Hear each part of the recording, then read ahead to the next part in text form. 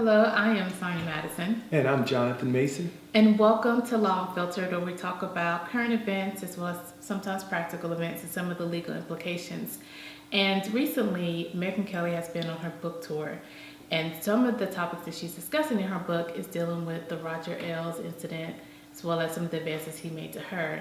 And coincidentally, on the Oprah Winfrey Network is also being sued for sexual harassment. So I thought it'd be good if we kind of, one, talk about sexual harassment, what that really means in legal terms as it relates to employment, but also, two, the fact that there is this quote-unquote loyalty to your employer, because one of the things Megyn Kelly is being criticized for, at least particularly by Bill O'Reilly, is that she doesn't have any loyalty to Fox by constantly talking about the incidents dealing with Roger Ailes. So to begin with, what Megyn Kelly says happened to her is essentially she was up for, or at least being considered to have her contract renewed. So Roger Ailes comes to her and says, "Hey, I think your contract's up." And she says yes. And at some point he starts making advances trying to kiss her. So she says she, rebuked them, and then I think he might have done it once or twice, still in that same time frame. She rebukes him. And after that she seeks some type of legal counsel from an attorney. She's an attorney herself. And then she goes to her supervisor and asks the supervisor about it. Her supervisor says, "Listen, don't make any incidents, don't ruffle any feathers. He's a really nice guy. Just avoid him." And so from that point on, she says she didn't experience any more advancements since she stayed clear of him. Now, what's happening with the Oprah Winfrey Network lawsuit is we have this, again, current employee who is, I want to say the director in some department, but she's saying her supervisor harassed her because she was pregnant and she was pumping, and there was at least one incident where she was pumping in a pumping room. She was knocking on the door loudly. So, and she being her supervisor, and her supervisor is female, knocking on the door loudly saying, "Hey, a coworker's having a party." She also questioned her about when she was going to finish her first trimester because she was coming to work late. And she mentioned just some other allegations that she felt uncomfortable with, and claims that it was all because of her pregnancy. So just off those two alone, do you think, at least based on your experience, both of them sufficiently meet the level of sexual harassment? Well, that seems like a question I should be asking you. But Well, I ask you I think, you know what I think, but I think one thing I've learned, or I think I have learned about sexual harassment and similar types of torts or civil or actions that give rise to civil liability is that sometimes you have to take yourself out of your mindset into the mindset of the victim, right? Because what may seem like harassment to one person may not be to another. So I think if that person genuinely perceived it as harassment. Now, I also think, and you can chime in here, is a one-time incident, right, as opposed to a pattern, or there's a pattern, or there's a series of incidents and they're reported and no one does anything about it, then yeah, I think that's more problematic. So, out of the two, I think with the Oprah Winfrey Network, even though those incidents may or may not seem that serious, but I do think it's problematic in that she does allege a series of events, and most of them by the same person, or perhaps all of them by the same person, her immediate supervisor. So I think that is, I think that one is a little more problematic to me, even though maybe the level of the actual act of harassment might be worse with the Fox News situation. But you didn't really ask me about this, but what I was thinking though is, in terms of the book, I have more of a problem. I do have a bit of a problem with putting this type of stuff in a book because it makes me question motives. Yeah. And so if you feel like you've been harmed and you have a claim under the law, then pursue it.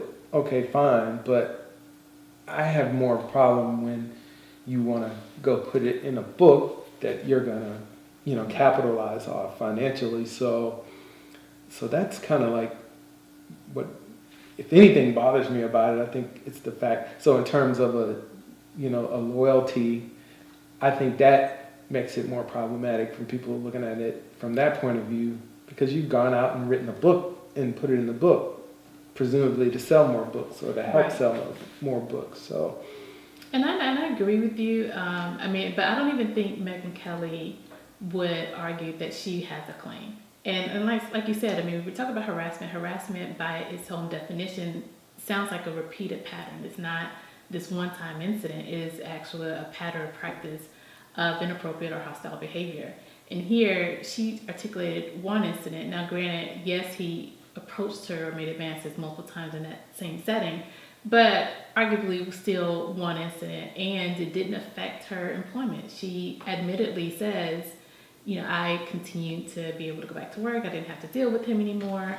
So it wasn't as if she experienced any adverse action as a result. So I don't think she is arguing that I had a sexual harassment claim. One thing that I don't like that she does, and she does this consistently across several issues, is that she makes it about the victim or the person who is being oppressed or harassed needs to just work harder. Her and Bill Riley had that same mantra of you just go work harder, instead of, okay, that's one solution, quote unquote, but there's also the solution of us as a country needs to recognize these are some issues, and we need to make it so that people do feel safe or more comfortable in these work environments. So, if your employer, and here, with Roger Ailes, he clearly had some issues going on with other female employees. right. You don't go and say, hey, the reason why I was able to overcome this because A, I'm a lawyer and I know I can talk or seek legal counsel. I know if I go to my supervisor, I'm protected. I know that if he does retaliate me, I can exercise my rights. Okay, that's great that you know that, but don't knock the person who doesn't know that and just say, well, you should work hard at being smarter.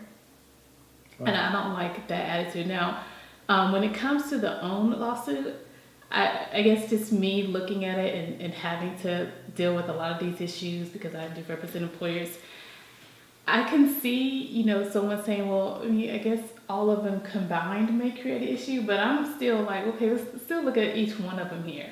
In your first one, you admittedly are saying, I'm coming in work late during my first trimester because I'm sick. Okay, an employer still has a right to hold you accountable for attendance as well as other responsibilities.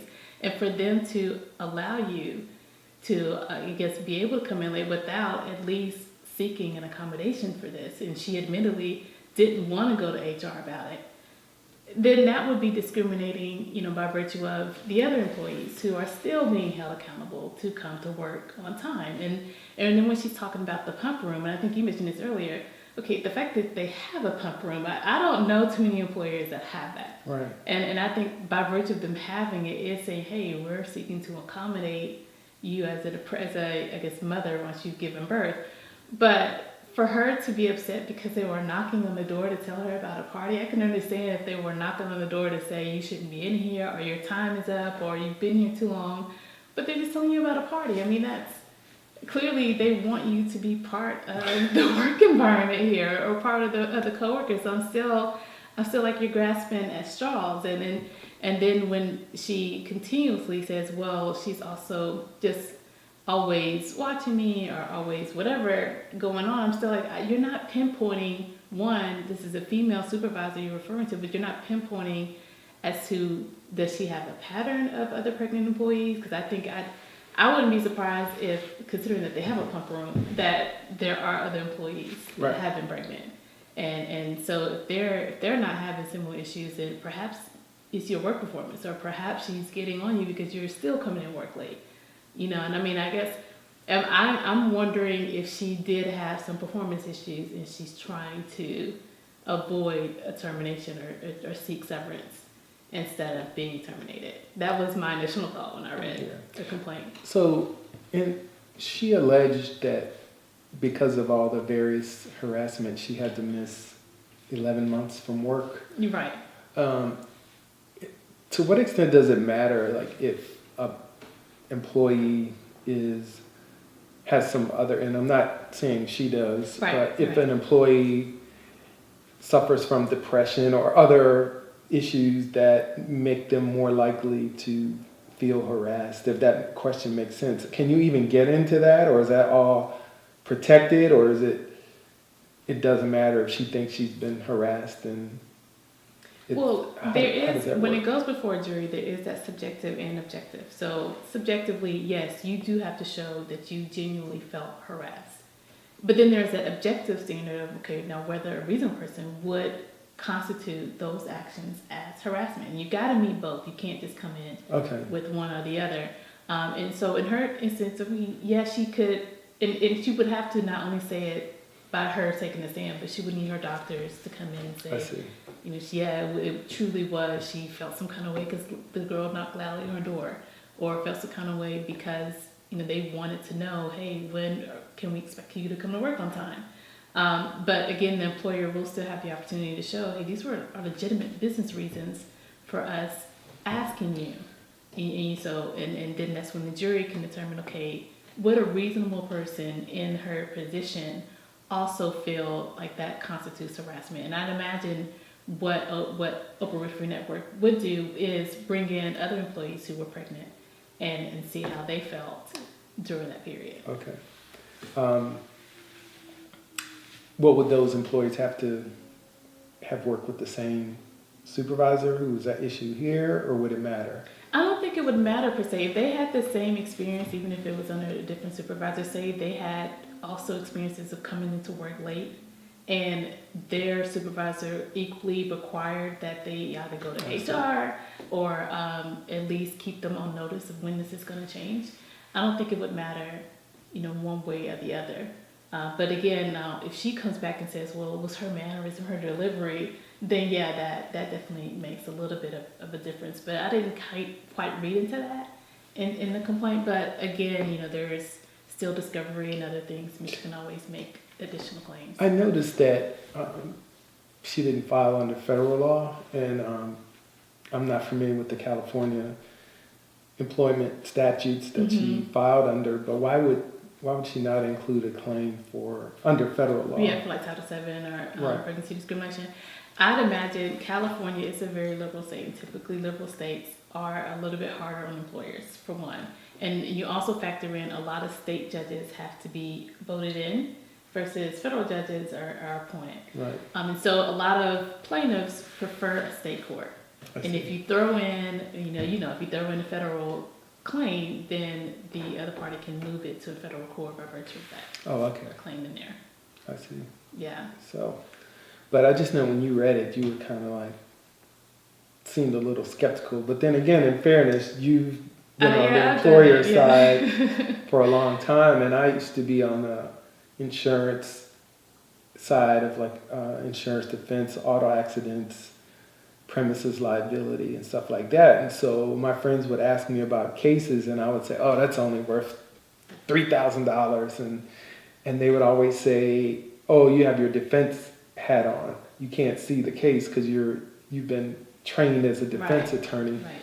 So do you feel like... No, I mean, that's true. And again, I'm not in California, and California does have funky verdicts sometimes, and as well as a lot of times, employers don't want to have it go to trial because, again, juries are just unpredictable, and it costs so much to litigate a matter. So while on the surface I'm looking at it and I'm saying, oh, this seems weak, at the same time, I am not the one that's going to have to dish out $30,000 to $50,000 to litigate it, and as well as the exposure that comes with that. And so they still may decide, well, let's just settle this so that we can move on from it. This is also a current employee, and so that tension that goes with this complaint weighs heavily, and they may just want to be like, you know what, I'd rather us resolve it so we can terminate her, because I will assure you, if they do settle it, there will be a provision in there saying that your employment is over, than to continuously to have it going. I also thought it was interesting. I didn't realize, and this is something separate, but I didn't realize OWN was an LLC. A lot of times when you think of these big companies, you're thinking they're corporations. Well, and I wonder if there's some incentive for OWN to, not settle because, one, just because of, it may be something that, I don't know Oprah, but it seems like if she's trying to create an inclusive environment and has a pump room, and then for somebody to do this might be considered like a slap in the face, and it's like, we're not gonna bow down, we're not gonna just give in to this and pay her. We're gonna fight this. Or certainly she didn't have the resource. I assume she doesn't have the resources that OWN has to fight it and to litigate and to take depositions and that sort of thing. And that may also depend on how much exposure. I remember when Oprah had another big incident that dealt with one of her schools in Africa, and one of the kids said that they were abused. And she herself went down there and she investigated, and she, of course, terminated the teacher. But, she was just very personal and internal about that. And so, I can see from that standpoint as well. I'm sure if she's heard about this, she might have gone in and said, okay, let me talk to the supervisor, let me investigate. And if I truly feel like I'm okay, to your point, she might say, you know what, no, I'm going to fight it. Whereas if she does feel like there's some issue, I can also see her equally saying, you know what, let's make it go. Yeah, because very unlikely that she had any personal involvement with this employee, but the fact that it's Oprah Winfrey Network, and the reason why it's on TMZ and Hollywood Reporter is because it's Oprah Winfrey Network. And she really does value wanting to make sure no one is suffering for anything because of pregnancy or any type of protected class. So I can definitely see her still taking a personal interest. Well, it's one we'll have to keep an eye on. Yes, from both of them, because I'm also curious, again, from the employer standpoint, like Megyn Kelly's contract's coming up in summer. Will she stay or go? Or will Fox feel like you were disloyal, you wouldn't let this go? Or if they are saying it's fine. And then, of course, with this one, whether or not Oprah's network will terminate her. There's an interesting aspect to it, too. All right. Well, thanks. Good information. Yes, we'll catch you next time on Law Unfiltered.